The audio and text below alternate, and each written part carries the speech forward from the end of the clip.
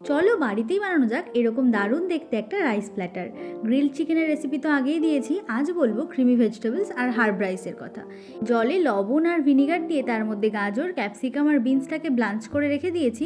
অন্যদিকে কড়াইতে সামান্য তেল গরম হলে অল্প লবণ দিয়ে এটাকে সটে করে সাইডে রেখে দেবো। আরেকটা প্যানে বাটার গরম করে এতে কুচনো পেঁয়াজ আর থেতো করা রসুন দিয়ে বেশ কিছুক্ষণ নাড়াচাড়া করে নেব। এখানে আমরা হোয়াইট সস বানাচ্ছি, তাই দিয়ে দিলাম চিলি ফ্লেক্স আর অরিগ্যানো। পরিমাণ মতন ময়দা দিয়ে বেশ তাড়াতাড়ি ভালো মতো নেড়ে চেড়ে নিতে হবে। এবার এতে দিচ্ছি দুধ। এবার কিন্তু বেশ দ্রুত হাতে আমাদের কাজ করতে হবে, নয়তো লাম্পস এসে যাবে।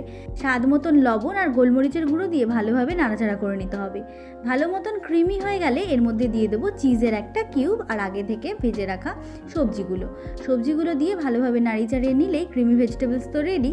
আর প্যানেই দিয়ে দিয়েছি আমি বাটার গরম হলে বেশ অনেকটা রসুন, চিলি ফ্লেক্স, অরিগ্যানো আর একটু ধনেপাতা দিয়ে নাড়াচাড়া করে নেব।